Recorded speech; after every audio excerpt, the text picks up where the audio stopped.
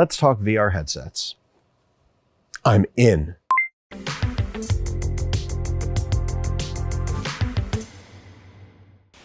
Virtual reality has seen some ups and downs in the last few years. Meta has been one of the biggest drivers of the technology, and its investments into the space haven't exactly been panning out. Still, they're putting out new headsets, and they aren't the only ones. So let's take a look at the best VR headsets. The Quest 3 is Meta's newest standalone VR headset, and in many ways its most advanced. It uses Qualcomm's Snapdragon XR2 Gen 2 chip and has a high resolution of 2064 by 2208 per eye. More important is that there are color pass-through cameras. They let you see your surroundings in full color, enabling actual augmented reality experiences that can project graphics all around you. Being able to use AR as well as VR with the headset is a huge boon, and it can make it harder to trip over furniture. It's the best overall package and the first headset you should look at if you seriously want to play with VR without wires.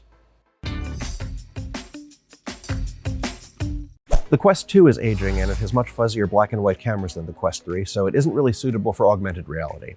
It's still a great budget headset, costing about 2/3 as much as the Quest 2, and packing a sharp enough display and fast enough processor to let you enjoy all of the VR software currently available on the platform. This is a great introductory VR headset, letting you dip your toe into virtual reality without spending too much. The Index is getting a bit long in the tooth, and there have been rumblings that Valve is working on a follow-up headset, but it's still an impressive piece of technology with some of the most advanced motion controllers available.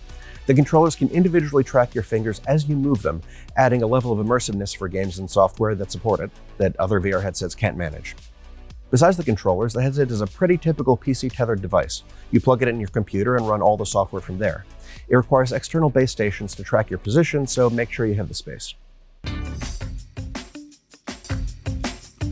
The original PlayStation VR was an accessible VR headset that worked so well for the PlayStation 4 that the PlayStation 5 was made backwards compatible with it through a free adapter you could order from Sony.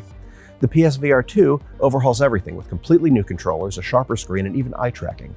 It can follow where you're looking, improving graphics by putting more processing power into what you're focusing on and less on your peripheral vision, and letting you navigate menus with your eyes.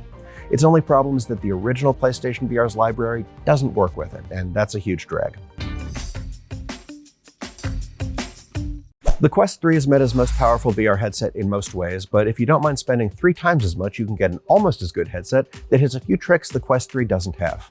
The Meta Quest Pro came out last year, and it was the first of Meta's headsets to introduce a color camera that we've learned to love. It also has eye tracking like the PSVR 2 and even face tracking. This means if you're interacting with someone virtually, you can make eye contact and your avatar will even show your facial expressions. It's impressive technology, but for most users, not worth the price of 3 Quest 3s.